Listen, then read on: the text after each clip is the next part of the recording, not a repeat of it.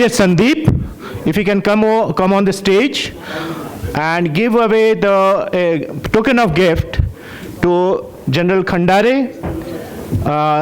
Reason is General Khandare has to leave. And thank you very much, sir, for taking time of coming over. Now I will request Mr. Guru to come and form your session.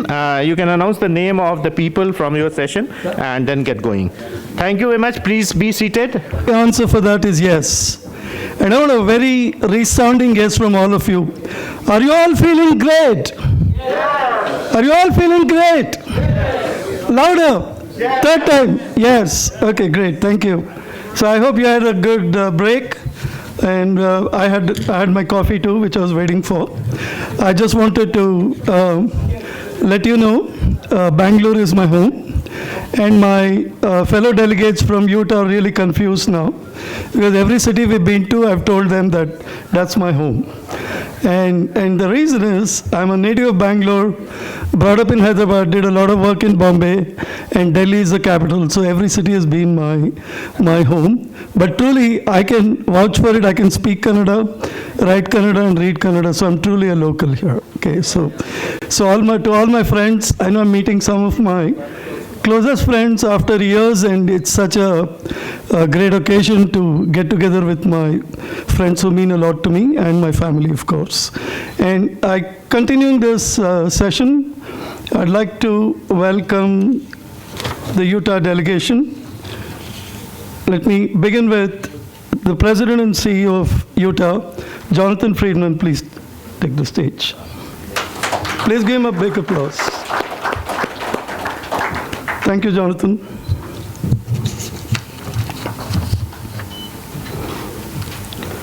We now have one of the leaders of Economic Development Council who's making a huge impact in Utah, Erin Farr. Please take your stage.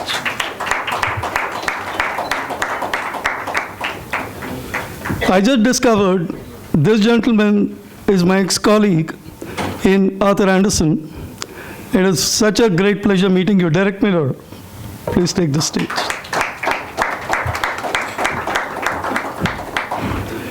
We have a unique personality in the delegation. She is probably one of the youngest mayors who's building a city ground up. For all those entrepreneurs in this room who are looking to opportunities to collaborate, she is building Vineyard City in Utah from the ground. Julie Fulmer, please take the stage.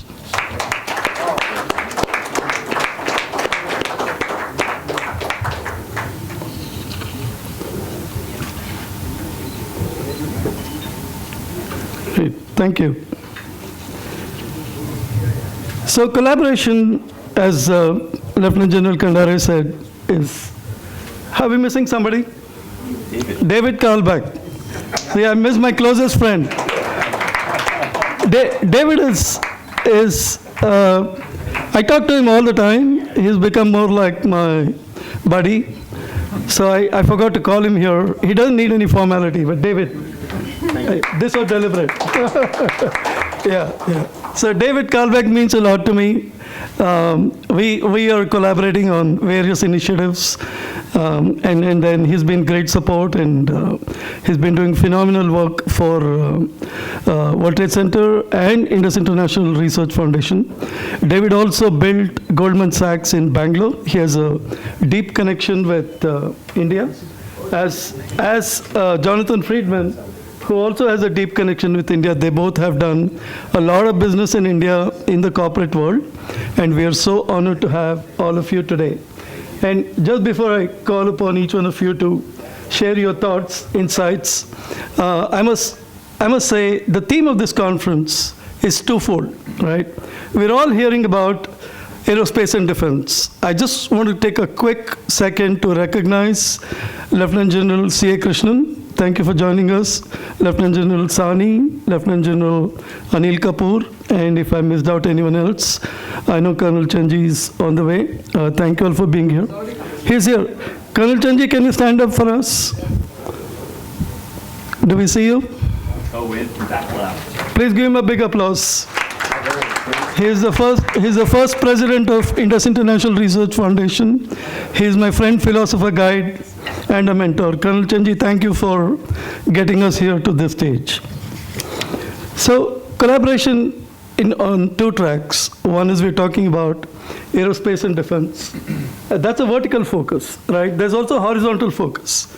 We're talking about World Trade Center, Utah, in India, in our hometown, Bangalore. So what does it mean for the audience here? There are other businesses as well. There is life sciences, there's technology, there's artificial intelligence, there's cybersecurity, there's so many other businesses. I know one day I got an email from David, and he wanted me to identify a supplier for party supplies. And somebody wanted millions of balloons. And I didn't know where to go. And David followed up, he was very kind to me, he gave me 4 weeks, and he sent another mail, and I still didn't have an answer. I wish I had all this audience at that time to identify a supplier and say, here's balloon supplier for Utah, right? So that's just an example. So there is a huge opportunity. So the balloons are taking a flight to a different level now. In a realistic sense, there's a huge opportunity with Utah.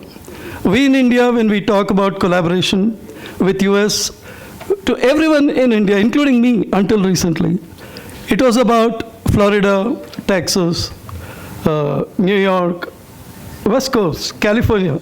Everyone wants to be in Silicon Valley, right? I'm still giving you another Silicon, but it's not a valley, it is slopes. And give an applause to Silicon Slopes from Utah. So Silicon Slopes is emerging as a great alternative to Silicon Valley for various reasons. There's an investment climate which is conducive. World Trade Center Utah has a very unique approach to collaboration. It's not just about bringing companies from US and seeding them in Bangalore or India. It's also about, can we help you to get to US? I'm sure there are small and medium companies in this room which are looking to expand into US, identify markets, get investments, look at partners. How do you set up companies in US, and what kind of infrastructure can be provided? I know we do have a couple of companies, David, in the room we are talking to, where we are helping them to identify partners and distributors and so on and so forth. And also I want to let you know, this is not going to be a monologue, but after the session, feel free to interact. And we just have today in person, but after that, we are all super responsive on emails, and we will definitely get back to you as you reach out to us. Idea is to, like General Kandare said, collaborate, connect, and really contribute to this corridor between Utah and India. On that note, I'd like to welcome Jonathan Friedman to share his thoughts on this journey in the last 1 week, and of course his entire journey. He's a great entrepreneur. He had the Down East Fitters. He's made a ton of money. He's a rich guy, Jonathan. Yeah, we just need a check from you. Okay, so he's a very accomplished entrepreneur. He's a great vision. He's leading World Trade Center Utah to a new paradigm of collaboration between Utah and India. Jonathan, welcome. I don't know about the rich part, but I have been an entrepreneur my whole life. I just want to thank IIRF for welcoming us and hosting us here today, to Guru, to Governor Herbert for leading our Utah delegation. We're so thrilled to be in India. And I really enjoyed the remarks of General Kandare. I appreciated those very much. And during the tea break, I actually invited him to Utah. I would like to extend that same invitation to all of you. It's wonderful to be back in India. I've worked here for many years and have always found great partners, great friends, great opportunity here, but never more so than this past week. And I'm so thrilled that we have so many leaders, business leaders from Utah here to see what I have seen for so very long. This is definitely fertile ground for business. I mean, India is a fast-growing economy. creative culture, beautiful landscapes, and full of dear friends. And I would like to tell you that Utah is the same. We share all these in common. We have a wonderful people. We value respect and diversity and collaboration and innovation. I think that you will find great opportunities in Utah. We're the #1 state in the nation, in the United States of America. We were ranked the #1 state by U.S. News and World Report. Very credible, I'm sure you all have heard of it, but publication in the United States. We're proud of that. We're the fastest growing state with the fastest growing economy in the United States. We're also, I'll leave the rest of the stats to others, but we're also, that we were just named in January, the #1 state to start and to grow a business. And I think that's really because of the great work of Governor Herbert and our sitting governor, Governor Cox, and those that preceded them. They understand the importance of alleviating burdens for entrepreneurs, allowing business to solve problems, be innovative and disruptive, and to solve problems and to grow our economy. I commend our governor, Governor Herbert, for doing that. He was remarkable, in office for 12 years as a real servant of the people. Thank you. You know, I'd be remiss also if I didn't thank the veterans that are here today. I honor you for the great service to your country, just as I honor our veterans. You both, all of these veterans that I speak of have fought for democracy and so many shared human values that we hold so dear. So thank you very much. World Trade Center Utah is a nonprofit organization that is focused on growing Utah companies internationally, helping companies grow internationally.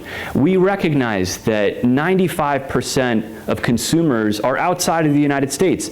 85% of global consumption is outside of the United States. You are the most populous nation in the world. A lot of that is happening right here.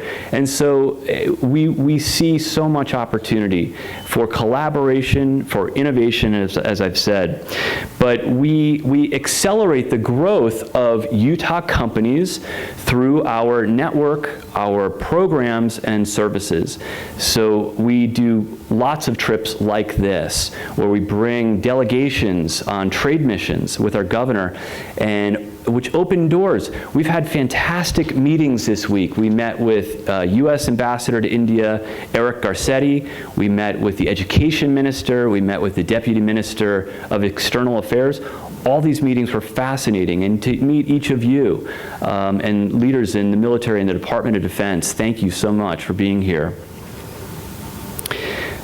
Yesterday we were in Hyderabad, and we met with Minister Babu of Telangana, and which was a fascinating discussion. Again, lots of areas of synergy and alignment. We talked about higher education, aerospace and defense. We talked about life sciences, cybersecurity.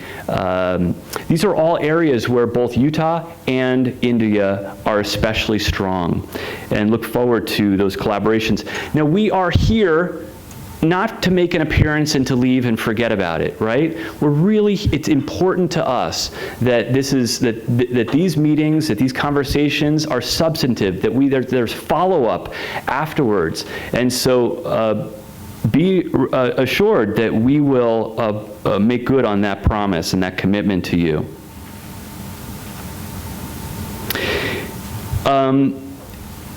I think over the last 20 years, we've had a real dependency. When I say we, I think the state of businesses in the state of Utah, the United States, we've had a dependency on China.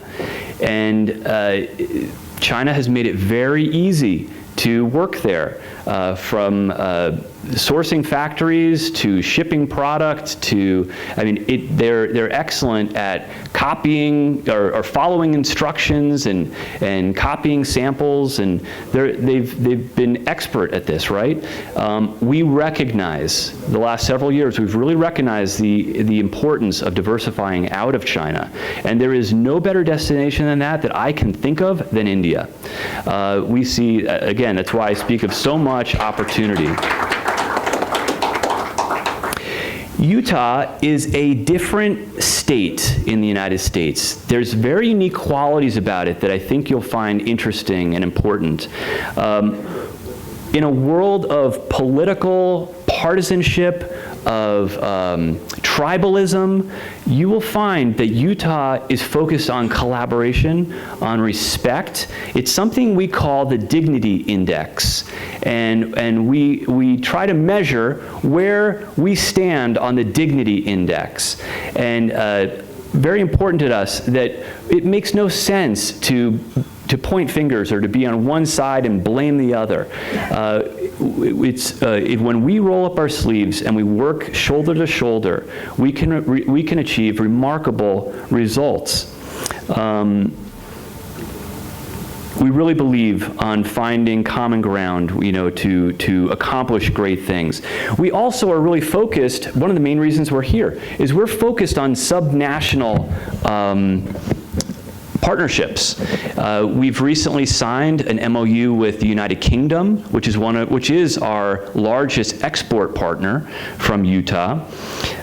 We were just with our governor a few months ago in Mexico, where he announced our joint Utah-Mexico partnership, or JUMP, and that is fostering all sorts of collaboration. Again, another very important partner for us. France is another one, and Ukraine. We've supported Ukraine since the full-scale invasion and their fight for their own democracy.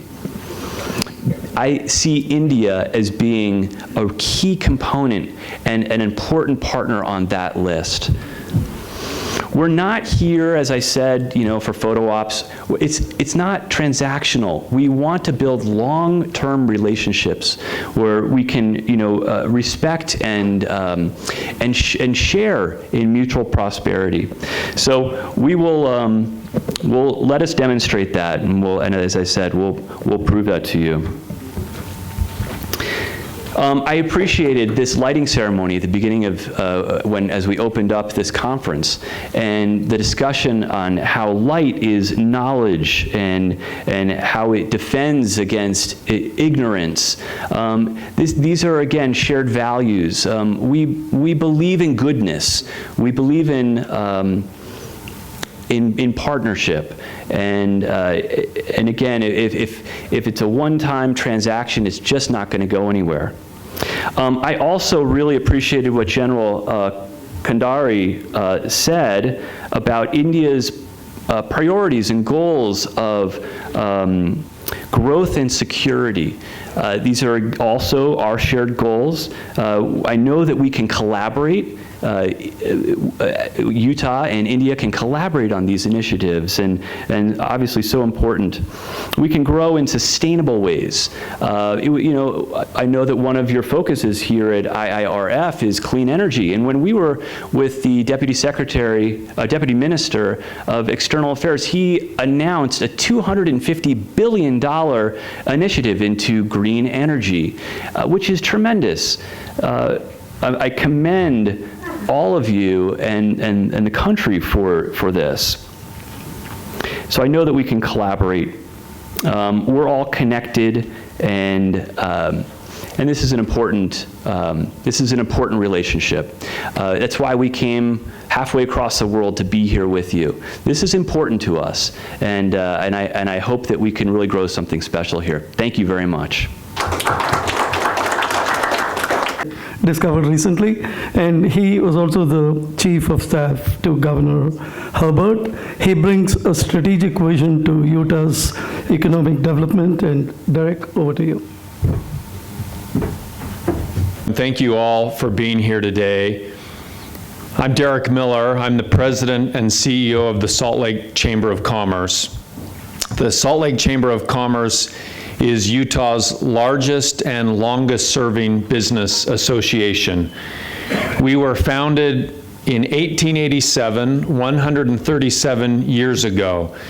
In the United States, that's a long time. We recognize that in India, that is not necessarily a long time. This point was made to us when Governor Herbert and I visited the Taj Mahal yesterday. Our tour guide was showing us around that beautiful palace, and we asked him, how old is the Taj Mahal? And he said, not very old. Well, how old? Not very old. How old, we asked a third time. It's only 400 years old, he said. And we explained to him, we don't have anything in the United States that's over 400 years old. The Chamber of Commerce in Salt Lake City has one purpose, and that is to make sure that Utah continues to be a business-friendly state. We do that in 3 different ways. I call these our ABCs. The first, the A, stands for Advocate for Business Policy. Today, as we sit here, is the final day of the legislature meeting in the state of Utah. They only meet one time per year for 45 days, and they have to do all the work they do for the whole year within those 45 days. This is a very busy time of year for us at the Chamber to make sure that our governing body, the institution that makes all of the laws that govern our state, is making laws that keep Utah a business-friendly state. The B stands for build businesses. I know that you are all familiar with the work of chambers of commerce. In our visit here the past week, we've had an opportunity to meet with many different chambers of commerce across the country, including the India Chamber of Commerce.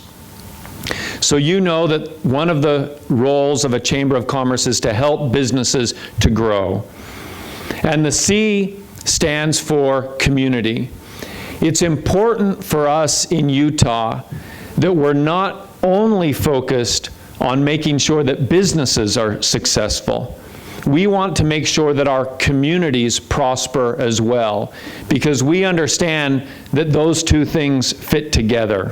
And we're grateful that we have a business community in Utah that is very eager to make sure that in addition to being profitable and successful in their own businesses, that they also are making sure that they're doing their part to make sure that the communities flourish and prosper as well.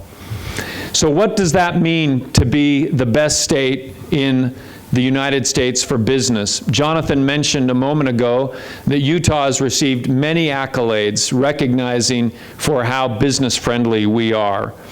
I want to highlight 4 areas for you that I think are critical in Utah's case for making us the best state for business.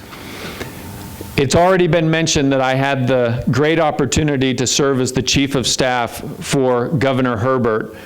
He said that that time that we served together was during the Great Recession, and our entire focus was on building the economy, helping our Utah businesses to grow, bringing new businesses into the state, all so that we could create more jobs, because we recognize that when someone has a job, they have the opportunity and the ability to take care of themselves and their family. That is the best program you could ever have for a strong economy. Prior to working for Governor Herbert, I worked for his predecessor, Governor John Huntsman, in the Economic Development Office, and one of my responsibilities was helping to recruit new business to the state of Utah. As I met with businesses every day, I started to notice that the things that they were telling me that they needed to be successful could be put into 4 categories. I'll share those categories with you now. The first is workforce. If you can't find an employees for your business, nothing else matters.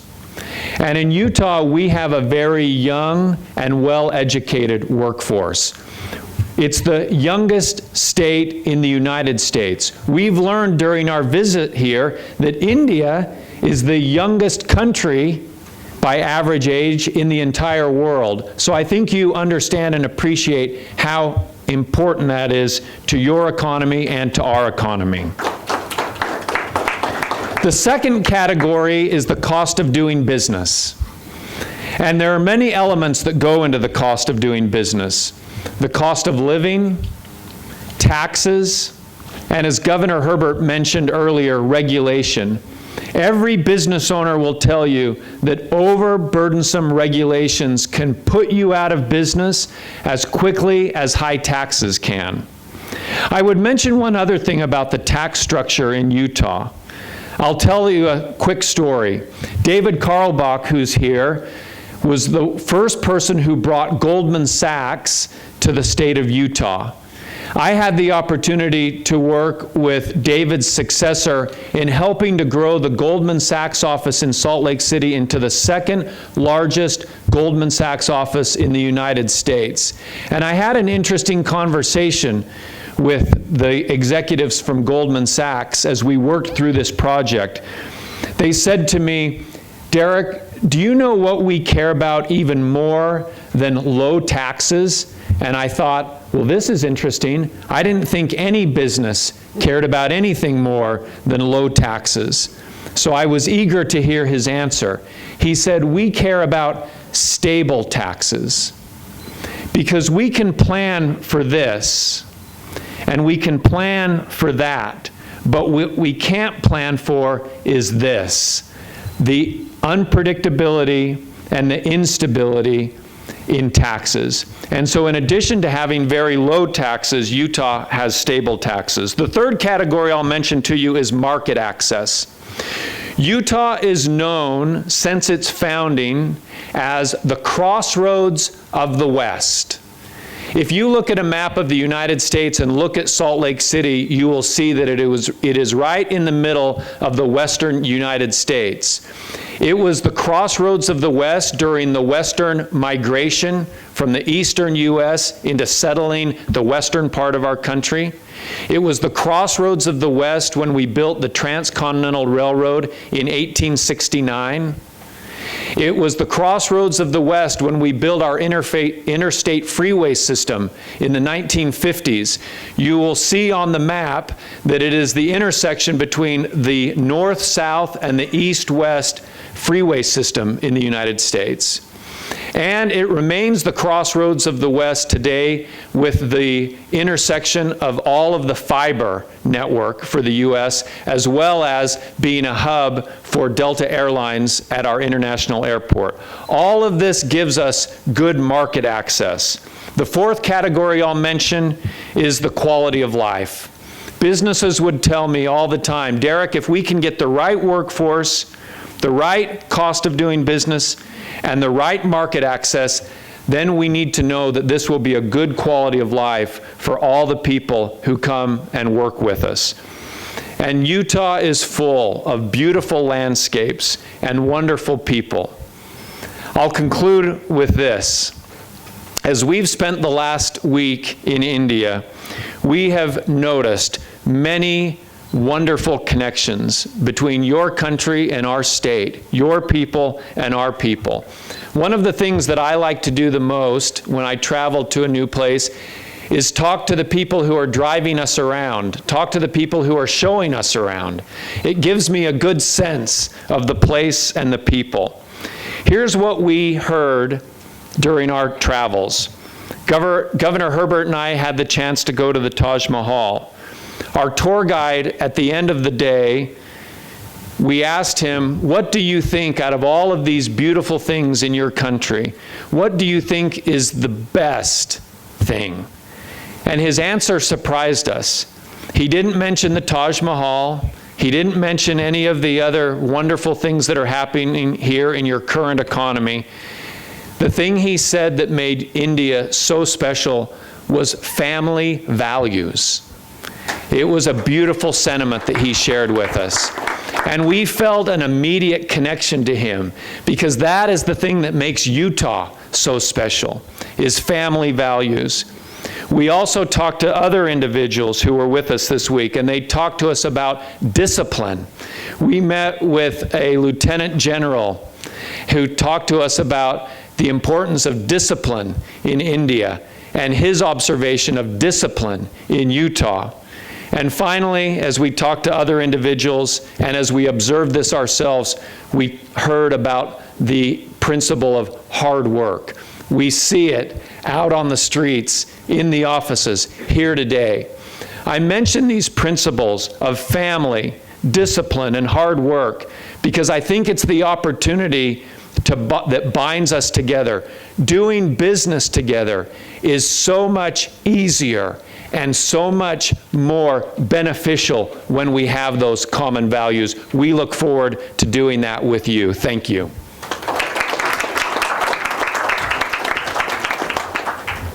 Ladies and gentlemen, we are making a small change to the schedule. Governor Gary Herbert needs to leave at 11:15. He's got a flight to take. I mentioned to my dear friend Raghu, who's in the room, that Governor Herbert is visiting Bangalore, and he immediately asked me if we could invite him home for dinner. And I told him that not before he comes to my place. But you know what? He has to leave. And Governor Herbert, we want you to come back again. If you could come up and share a couple of words in parting as you depart. We'll take a quick break after this and regroup for the other three sessions from David, Erin, and Julie. Well, thank you for the opportunity. I just want to say goodbye. And hopefully this is just a temporary goodbye. We want to come back. I want to bring my wife back here and show her the wonderful people of India. And we certainly want to invite you to come to Utah and visit the wonderful people of Utah. Derek gave us a great overview of what's happened while we spent the week here.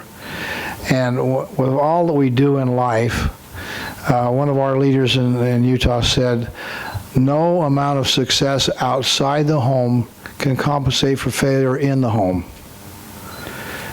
We believe in families. You believe in families. We do this for our families, for our children, for the rising generation. And it's important that we get it right so that the future is bright for our children, our grandchildren. And I'm very much encouraged about what I've learned here in India, as we're going to be able to work together as partners and make sure that the future is bright for all people. So thank you very much. We'll look to see you soon, hopefully in Utah, or we'll come back on a second trade mission, maybe both. Thank you very much. We'll take a quick 5-minute break and get back on the stage.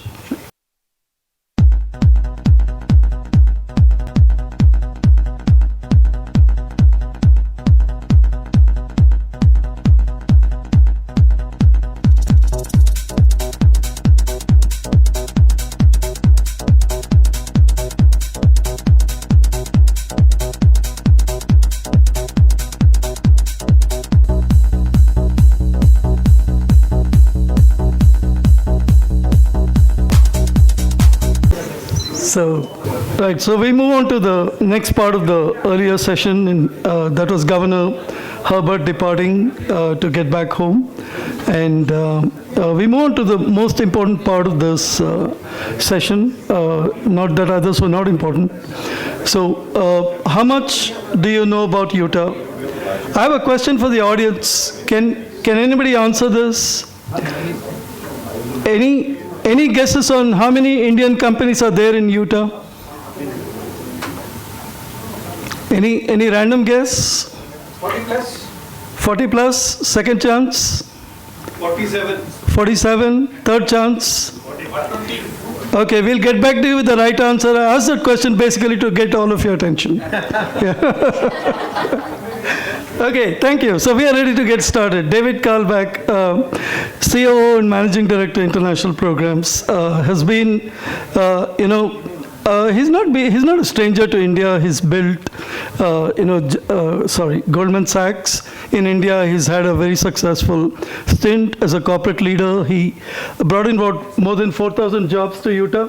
with Goldman Sachs, David? Yes. So he made Goldman Sachs happen to Utah. And why did he choose Utah? I'm sure there's a strategic reason to that, right? So if people like David Kalbach and Derek Miller are looking at Utah for growth for the future, India we shouldn't be missing it sitting here when we do have access to those geographies. And my journey with Utah started with recommending a few companies to move to Utah in the aerospace and defense sector. And we're also having conversations in a couple of other sectors, including a liquor manufacturer. I'm sure the promoters in the room. So there are several examples. And the motivation for me to recommend Utah to all of you is it's a very conducive climate. Bangalore is known for hospitality, diversity, and inclusiveness. My experience with Utah is the same. I think Bangalore and Utah match 100%. So on that note, let's look at all the opportunities in Utah, understand more about Utah and what it means for the Indian business community to collaborate with Utah business community. David Kalbach, welcome. Well, thank you very much, Guru, for that, and obviously for all the help that you've provided in making this event happen and making this whole week happen, and making me look so good in my job of trying to build bridges between Utah and India. It's been alluded to, but I thought I'd just say a little bit more about my history with India. I'll do that briefly, and then I do have prepared slides. Are they going to be up on the screen? Can they be up on the screen? Yeah. Okay, maybe as I give my my introduction, we can get those up there. If they could be, that would be great. Short video. We have lots to say about Utah, and just on timing, I just wanted to double check. We're here till 12, is that right? Yeah. Yeah, okay, so I think I'll be able to give you a good overview of Utah in that time, and we're gonna also have Aaron join me at the end, and then Julie as well. So in terms of my experience, I've been coming to India since the late 90s, maybe early 2000. First visited Hyderabad with Goldman Sachs, and then ultimately was involved in the project that got Goldman Sachs to create a captive in Bangalore, and that has grown to over 6,000 employees. After that work, I also moved to Hong Kong and oversaw operations across Asia, which included over 1,600 people, and roughly 800 or 900 of those were here in Bangalore. I've been here many times. I feel very much at home. And one of the things I'm really proud of is that we gave great career paths to the professionals here in Bangalore. And after certain time in Bangalore, one of the aspirations for many was to be able to go to the US, and they often came to Salt Lake City. And we had hundreds of Indians from Bangalore, from the Bangalore office, working in Salt Lake City. And I think it was mentioned earlier that the second largest non-US born population in Salt Lake City are Indians, not the first is Mexicans, which isn't surprising given our proximity to Mexico. But even I was a little surprised to see that the second largest population were Indians.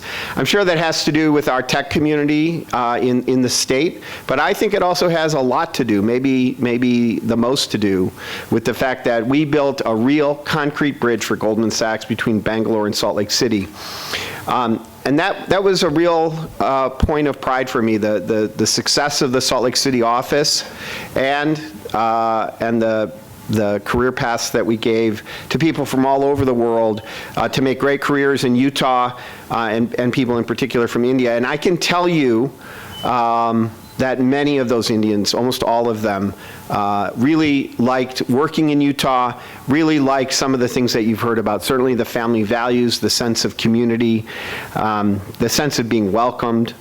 Just yesterday, we were visiting with the Minister of Commerce and Technology in Karnataka for the state of Telangana. And I walked out of that meeting really feeling good about doing business in Telangana. And Guru said to me, he said, yeah, that's, now you know what I feel when I visit with you guys in Utah. There's a sense of warmth and hospitality, also a sense that the leaders that you're speaking to will do whatever it takes, to knock down barriers, to roll out the red carpet, to really make us feel welcome. And that's how Guru feels with respect to to working with us in Utah. And I hope you all got that feeling as well, hearing from our former governor, hearing from Jonathan, hearing from Derek, and hopefully then hearing from me and others as well.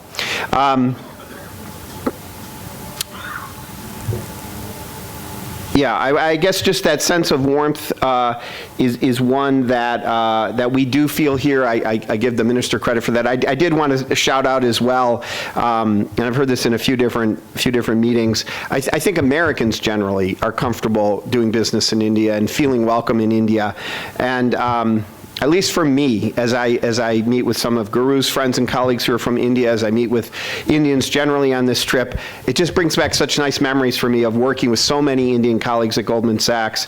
And I just wanted to give a shout out to the diaspora. The Indian diaspora is your brothers, your sisters, your kids, your cousins, all those who are really ambassadors for Indian culture and the Indian people in the United States. I think they're recognized as leaders and partners, colleagues and friends, and I think they've paved the way for great partnership between India and the U.S. and India and Utah in particular for hopefully for decades to come. Do we have my slide? Okay, excellent. So yeah, I wanted to. Can I see it here? I can. I just pivot here. So I know this is a tall order, and this is a not a stock presentation, but. It's a presentation I've given before. We talk about Utah as the best state for Indo-US collaboration.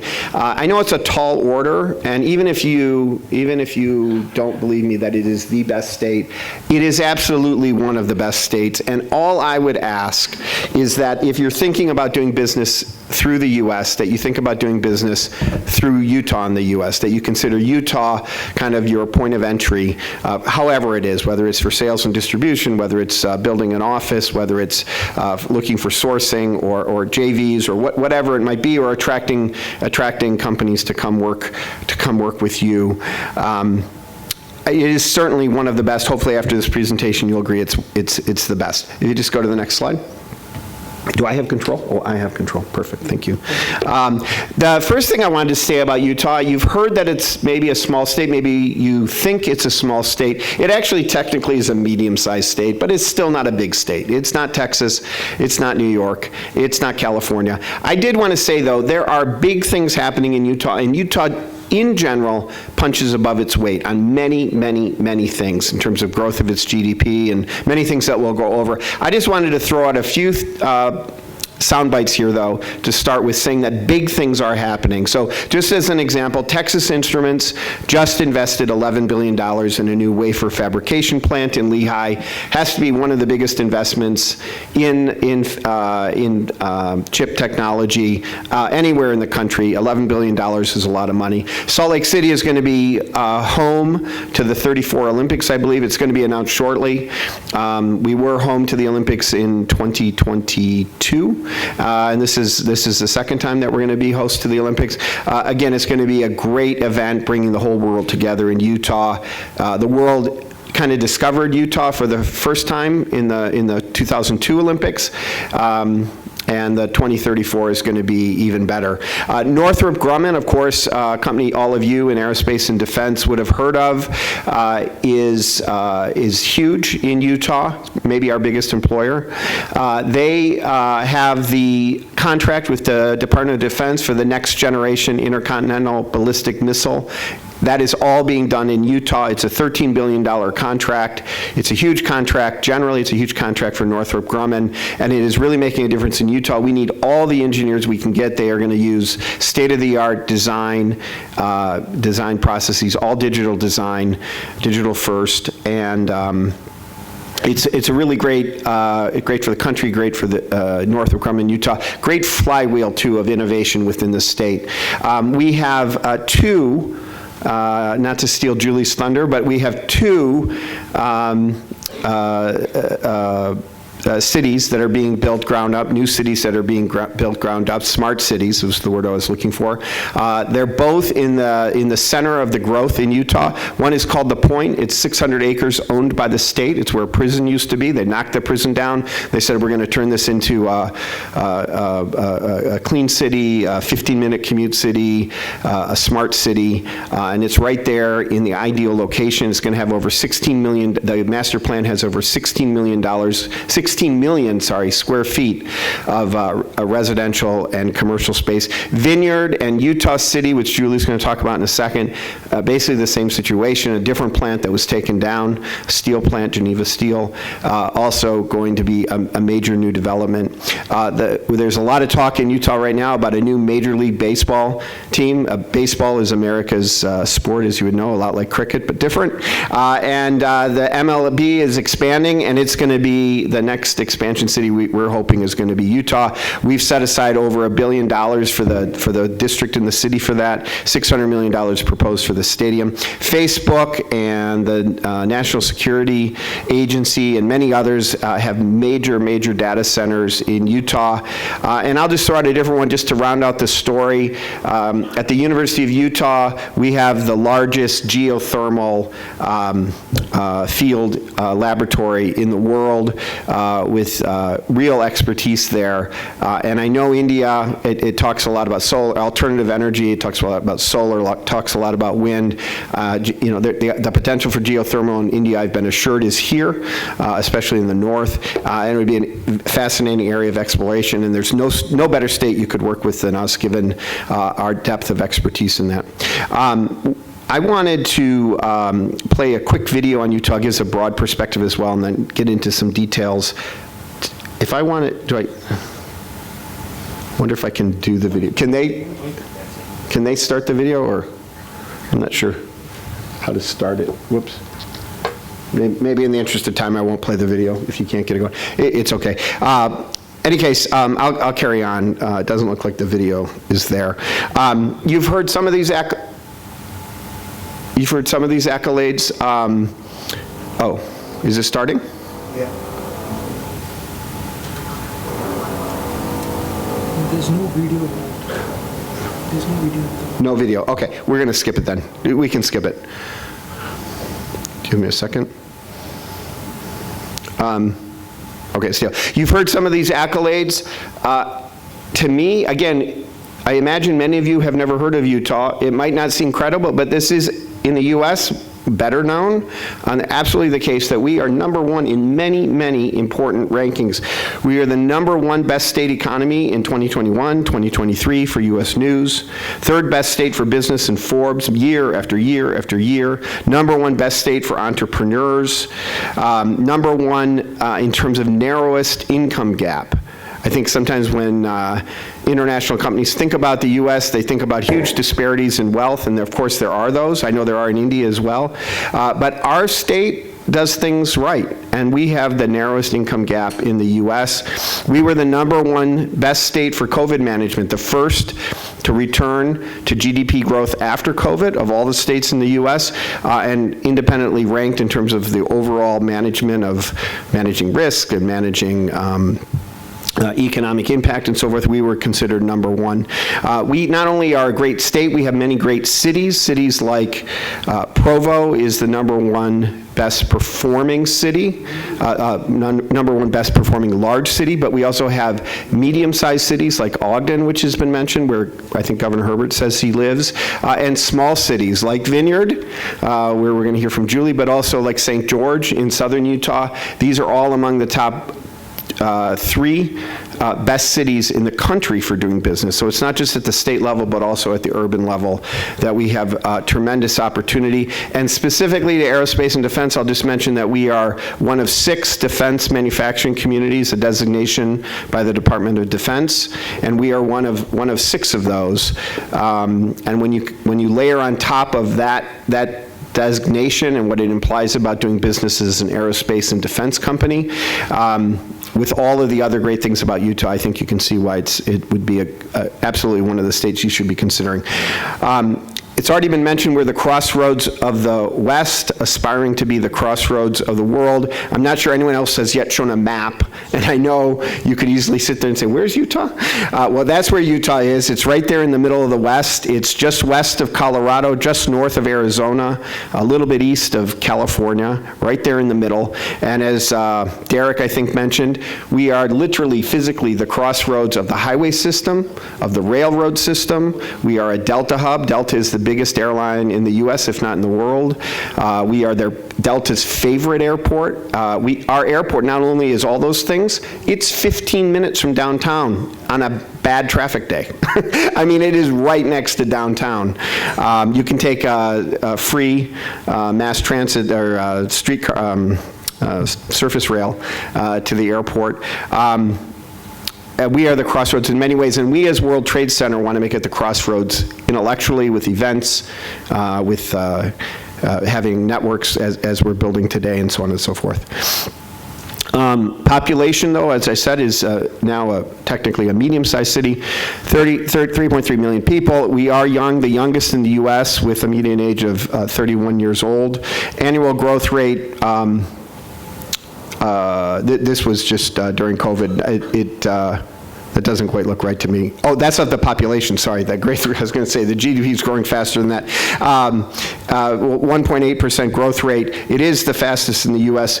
And I just wanted to point out, we have historically grown by having high birth rate, and we still have a high birth rate, but we are more and more, as you probably pick up in the global press, seeing more inward migration from other states, especially from states like California.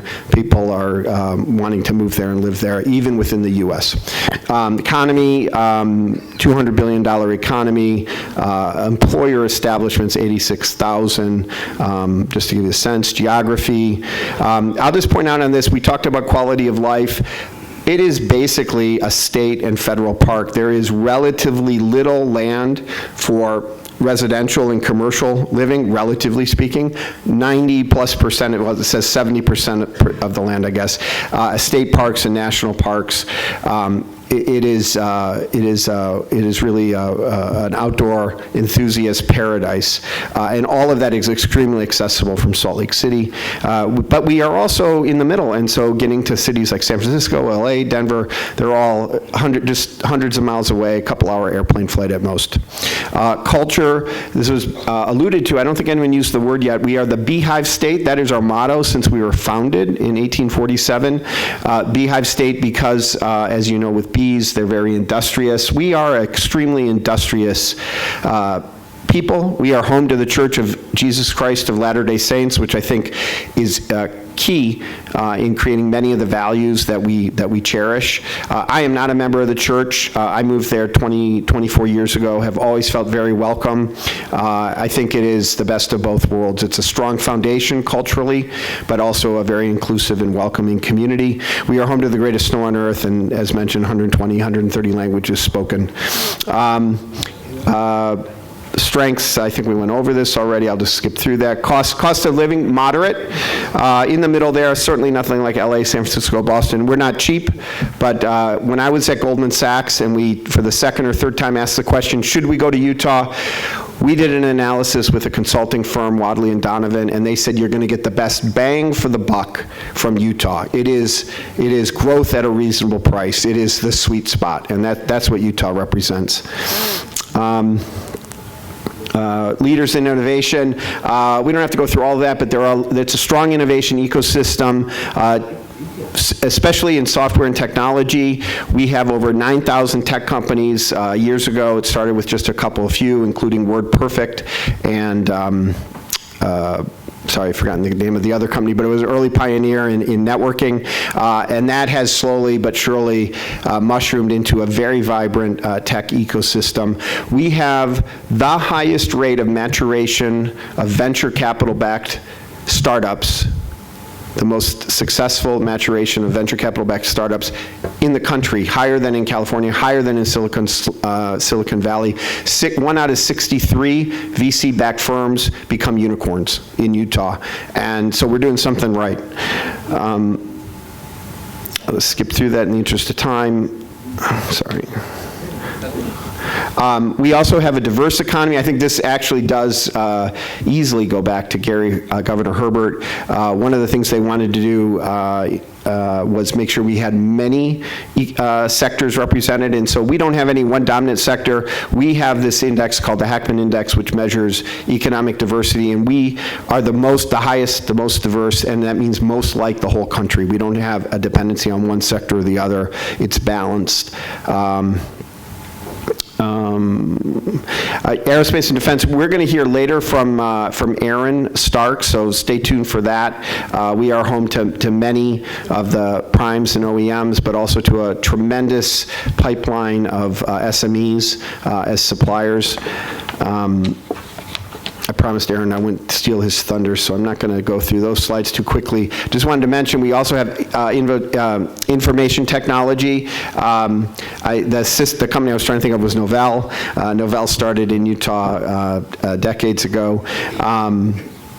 And you can see we were like home for the world's first computer graphics company, Evans and Sutherland, founding of WordPerfect and Novell in 1979. We're currently home to Adobe's second headquarters. This is a lot like Goldman Sachs. The second largest office for Adobe in the country is in Salt Lake City. They love it. They can't quite abandon their headquarters in California, although maybe they would like to. I know at Goldman Sachs in New York, there certainly were times where the C-suite wanted to move on.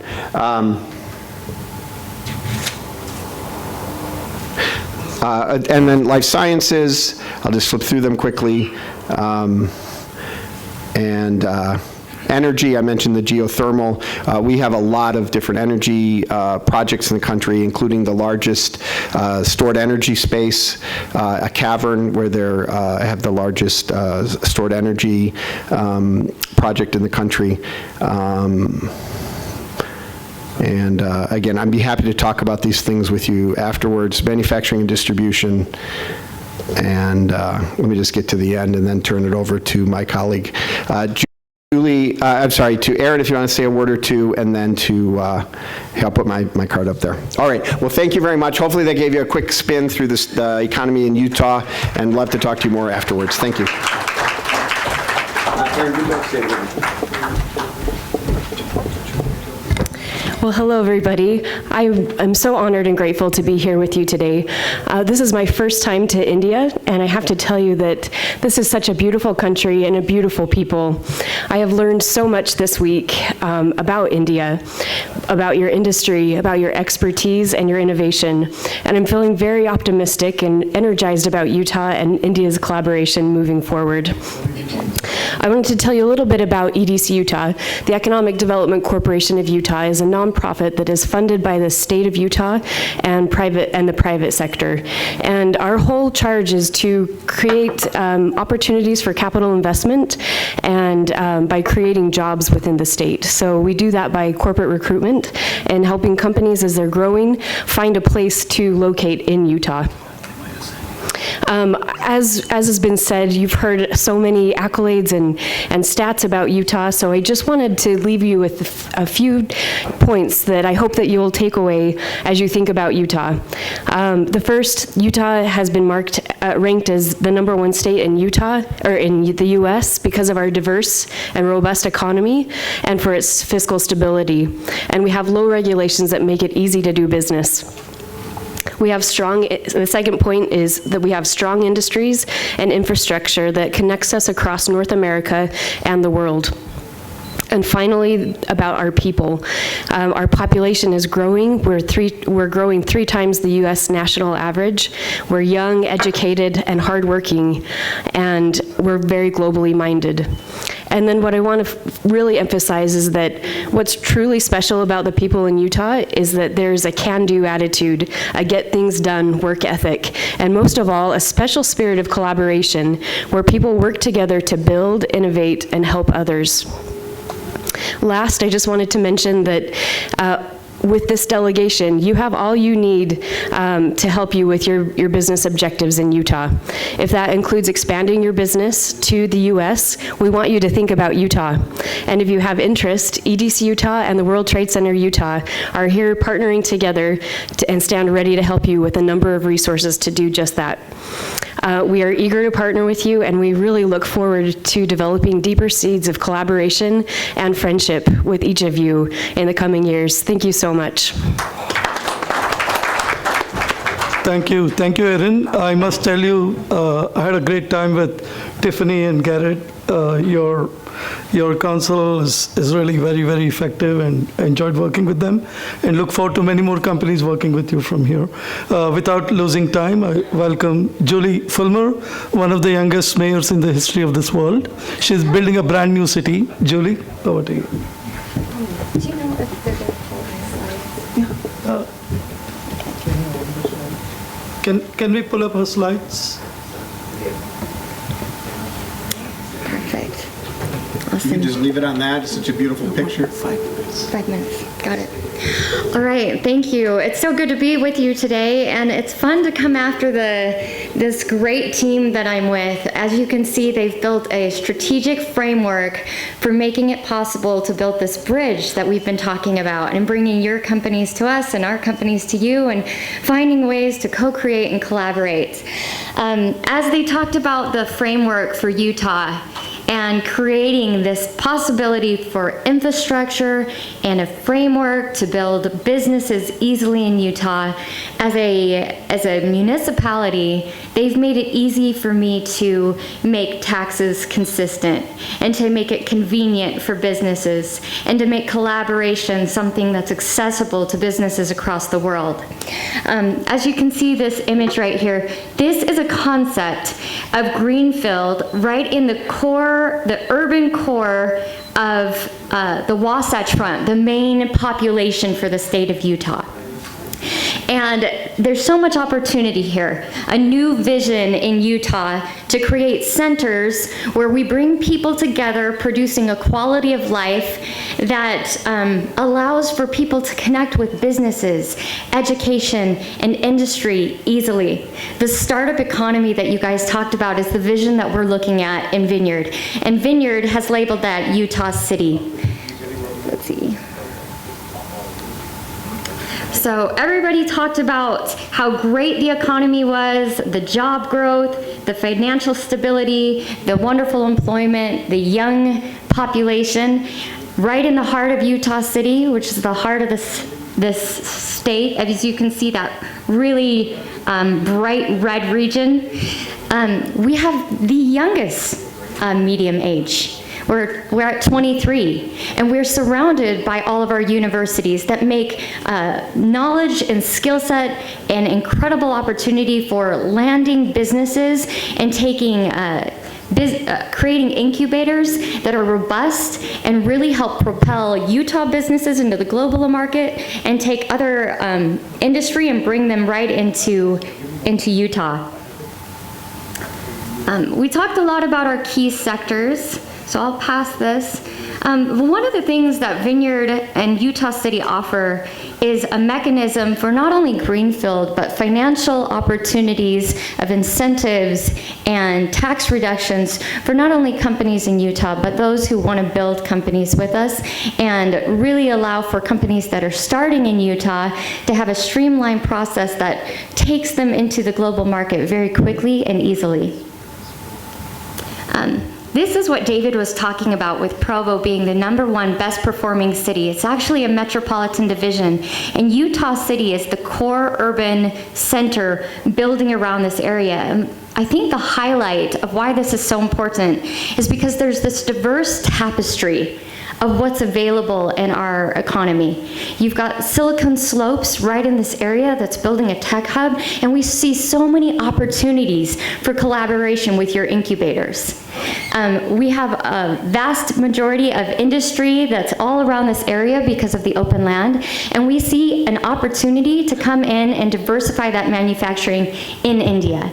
We have educational facilities throughout this area, and we see that opportunity of partnership and knowledge sharing and transferring of information, not only with faculty but students, and really investing in human capital. Let's see. I talked a little bit about the green field. That's just an incredible opportunity for companies to come land in. I want to really get into the connectivity of this area and how we're transforming it. So the area itself is smart city design technology, and what makes us different than other areas is we're so connected through infrastructure. We're an inland port through the Wasatch area of freight, of human connectivity, of moving people through multimodal transportation. And our design in the city is to make sure that people who leave their front door can connect in 2 minutes to some point of interest. And we're going to do this through building networks of making it easy and convenient to move people through transportation, into universities, to their jobs, and creating a microgrid of technology that really allows for ease of operation. As you can see, there's multiple different types of transportation. One of the things that we're doing with aerospace and defense, not just cyber and AI, but also bringing in drone technology and integrating our land use with airspace and finding a way to expand with drones and with our civil aviation. 5 minutes down the road from this area, we have an airport, a regional airport, that is transforming into an international airport. So many opportunities for bringing India right into the heart of this Wasatch Front region. I will say, I won't take too much time, but there's so much opportunity. And we talk about Utah is big happening in the United States. And Utah City is one of the big things happening in Utah. And I heard it here, which I loved it. It said, what is the biggest thing happening to India? And it was India. And I think we can say that today we're joining together. Yeah, it was beautiful. Yeah. And today, I think we can say that one of the biggest things that India is doing is building that bridge together with Utah, and we couldn't be more happy to join hands with you today. Thank you. Thank you, Julie. Great presentation. I know there's so much to share. During lunch, it's time to sign some MOUs, and Indus International Research Foundation is very proud to announce a couple of MOUs as a result of this delegation visit. Credit goes to all the board members, both in India and the United States, for all the hard work all of you have been doing since inception. Lieutenant General Kapoor, would you like to come onto the stage? And David Kalbach, we just need a table to sign MOUs with World Trade Center. And there will be another MOU with Aaron Starks from 47G. Aaron, are you around? Please come up on the stage. Thank you. This is Aaron Starks, CEO of 47G. You'll hear a lot from him after lunch, and he heads an organization that's a collection of more than 100 aerospace and defense companies, and he's scripting the aerospace and defense story for Utah. Aaron, so proud to have you here. Thank you. Appreciate it. Thank you. Look forward to having you.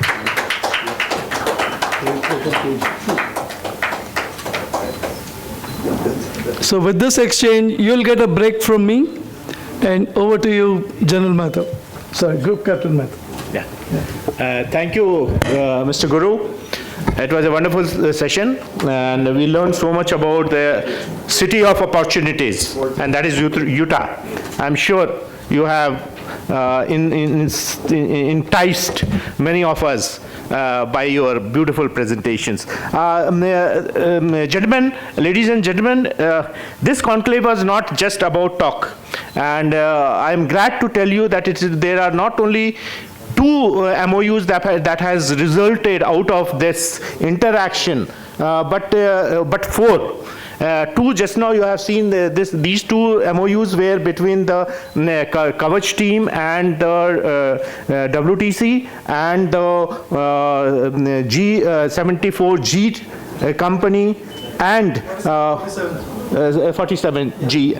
And the other two MOUs that I will talk about is between the IIRF and two very vibrant incubators of India, and I'm so glad that there are so many members of these incubators are also present with us, and therefore I will invite Colonel Salva to come on a stage and Wing Commander Jayakumar, and from Bridge Bharat side, and Brigadier Sandeep and C.A. Krishnan sir to come from the IIRF side as our advisor to please exchange the MOUs.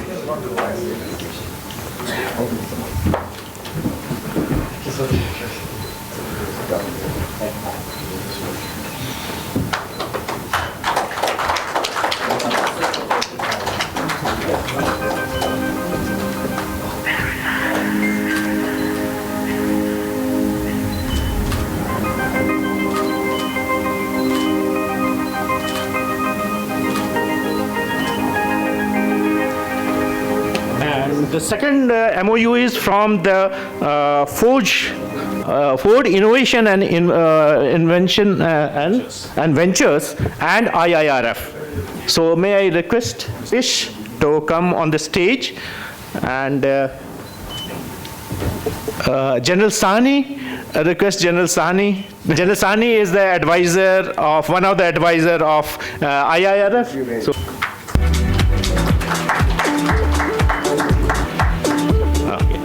and before we commence the next session, I will request Brigadier Sandeep to stay back, sir, to give away a small memento token of our remembrance to the panelists who just from the UTA team.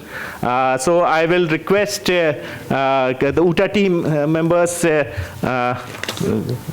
Guru, please. Mr. Guru? Yeah, please announce by name. Yeah, David Kalbach, can you take the stage?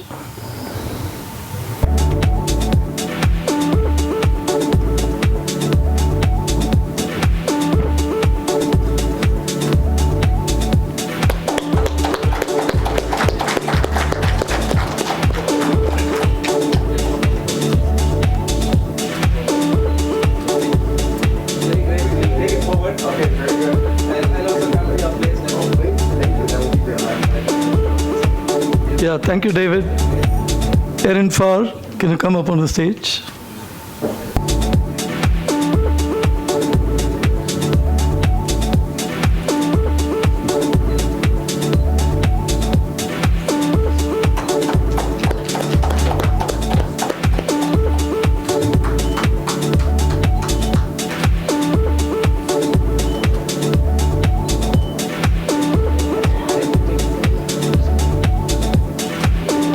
Julie Fulmer.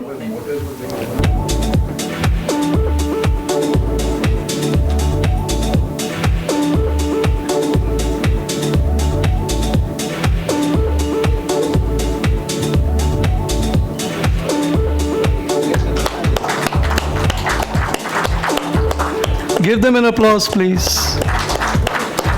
There you go. It's my turn to invite the CEO of World Trade Center, Jonathan Friedman.